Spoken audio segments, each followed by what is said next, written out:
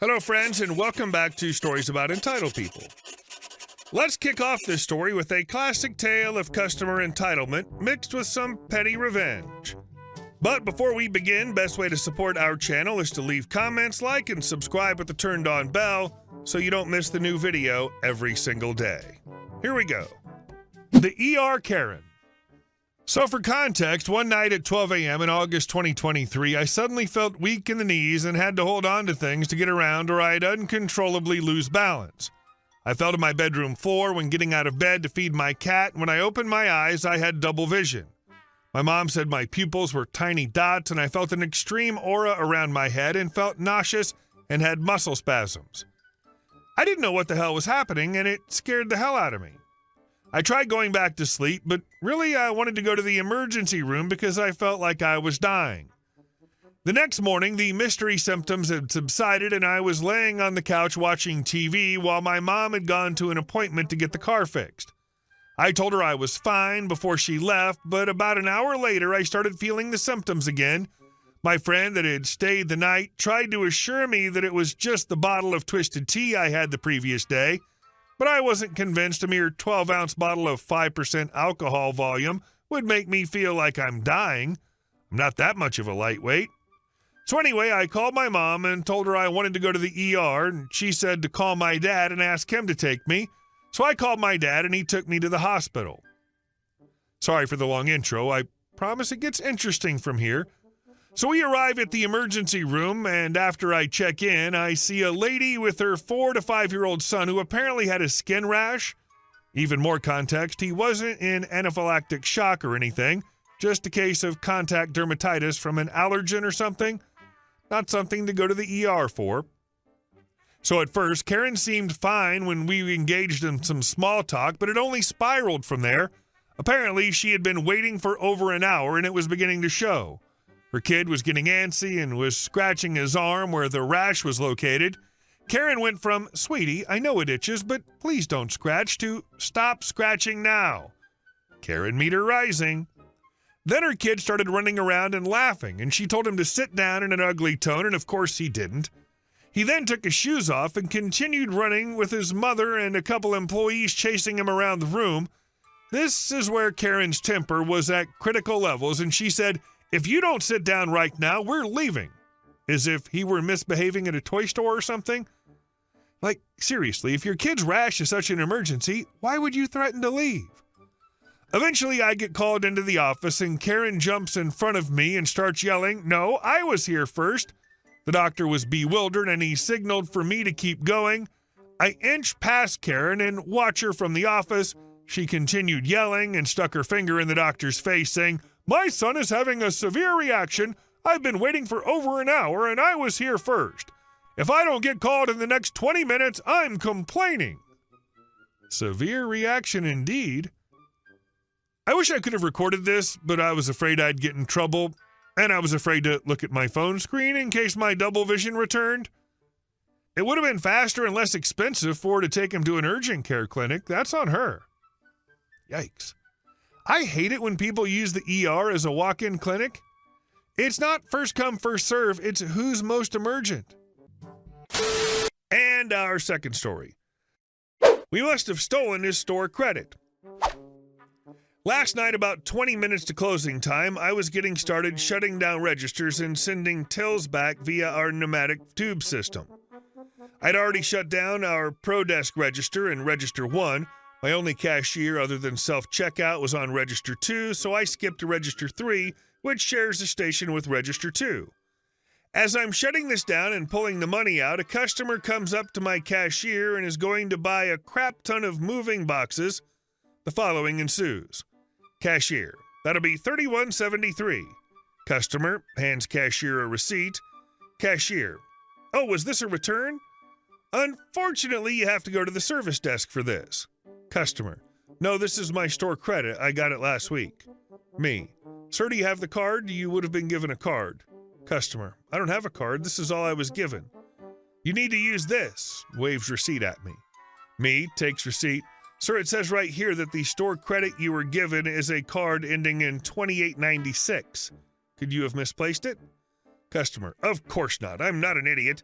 I guess I'll call my wife. She's the one who did the return. That's interesting. Didn't he just say he wasn't given a card? Customer on the phone. Wife picked up almost instantly. Didn't even hear a ring. Honey, did they give you a card? No, just the receipt? All right, I'll handle this. What? He didn't even explain to his wife? This is smelling suspicious at this point. Customer. You heard what my wife said. Now take care of this. Me. Sir, I'm sorry, but without a card, there's no way I can use your store credit to pay for this. However, our service desk supervisor's here, and I'd be happy to let her assist you. We walk across the store together to the service desk. Customer. Oh, he better. This is ridiculous. My wife isn't a liar, and I didn't lose anything. Me. Sir, I'm sure she'll be able to come up with a compromise we can all be happy with, and I apologize if it sounded like I was calling you or your wife a liar. The customer and I then explain the situation to the service desk supervisor. Supervisor. Sir, you absolutely would have been given a card. The receipt shows one that was activated ending in 2896. Could it be behind your driver's license? We often hand back both cards at the same time, and this happens a lot. Customer looks in his wallet. Nope, it's not there. I wasn't given a card. Me. Please calm down, sir. I understand this is frustrating, but could it be in your wife's wallet since you said she's the one who did the return? Or was it you? I'm a bit confused on that. Customer. I already called my wife. She doesn't have a damn card. We weren't given a damn card. Maybe looks at return receipt for the name of cashier who did the return. Cashier name pretended to give my poor wife the card but pocketed it. Where is she? I'd like to speak with cashier name. Supervisor. Sir, you need to calm down if we're to continue. Cashier name is not here tonight, and she's been with the company for over 5 years. I doubt she's going to throw it away over a $57 store credit. Customer. Irregardless, I want a new store credit. I was never given one. Supervisor. Sir, I'd like to resolve this for you, but I cannot do anything about issuing a new store credit tonight. Customer, cutting her off. You little... Customer, cutting him off. No, stop interrupting me, sir. If you'd like this resolved at all, you will calm down and listen. Here's what I'll do. I'll comp your purchases today. I'll get in touch with my district asset protection manager, and he'll review the cameras. If you or your wife were handed a card, he will check that card for any activity. If you or your wife were not handed a card, we will issue you a new one minus the total of today's comp. If you or your wife had been handed a card and not used, he can deactivate that card and issue a new one minus today's comp. This can take up to 8 weeks. If you or your wife were handed a card and it has been used, you will not be issued a new card, and I suppose you'll end up with free moving boxes, which you could have just asked for some out of our freight room. But here we are. Completes the comp transaction and gets the customer's name, number, and info from the receipt to give to the AP manager. By the way, these comped items are not returnable. Customer grumbles, snatches comped transaction receipt. I love this woman. She handled it with grace and sass when he was being rude. And a pretty good compromise, if I do say so. Edit, update. Turns out the customer was, in fact, not handed a store credit, but the transaction was a return of an online order, so the customers offered the option of an e-gift card since the store's credits don't work for online purchases, and they may want to repurchase something online. The customer, well, actually the customer's wife was the one who did the return, did opt for an e-gift card to be sent to her email. The wife obviously didn't tell her husband this and just gave him the receipt as like, hey, I took care of this today, and he assumed it meant the receipt would act as a store credit. We asked the wife to look in her email, and sure enough, it was there. To her credit, she did offer to come in and pay for the items he got for free. We told her not to worry about it. It seems like the wife would have been more pleasant to deal with than her husband. I cannot facepalm any harder right now.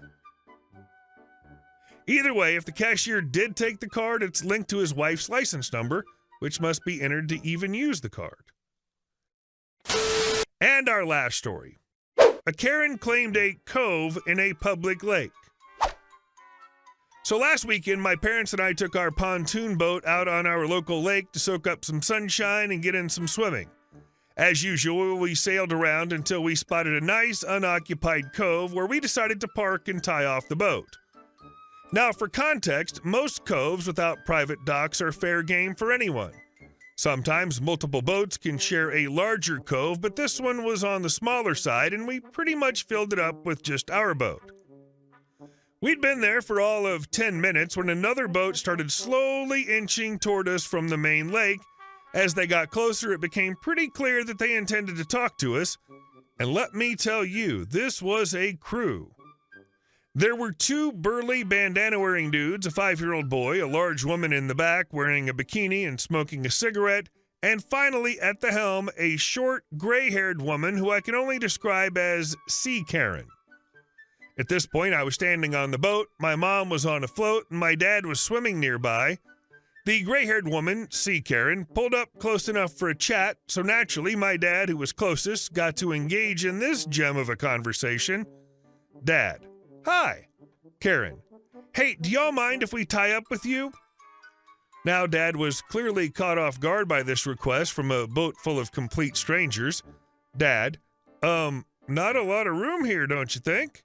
Karen: "Well, we've been coming here a long time, and we've kind of claimed this spot." Dad: "Oh, so you own this area?" Karen: "Well, no, but you see that sign there? We put that up so people would know this is basically our cove." At this point, we all look up, and sure enough, there's this tiny, barely noticeable sign about 30 feet up in a tree. The thing is, it's maybe 1 foot by 6 inches, comically small, and all it says is Cove, with a blank space where a name would go. No identification, no symbol, nothing. Karen: "So can we tie up with you?" By now, Dad could sense that my mom and I were definitely not thrilled with the idea.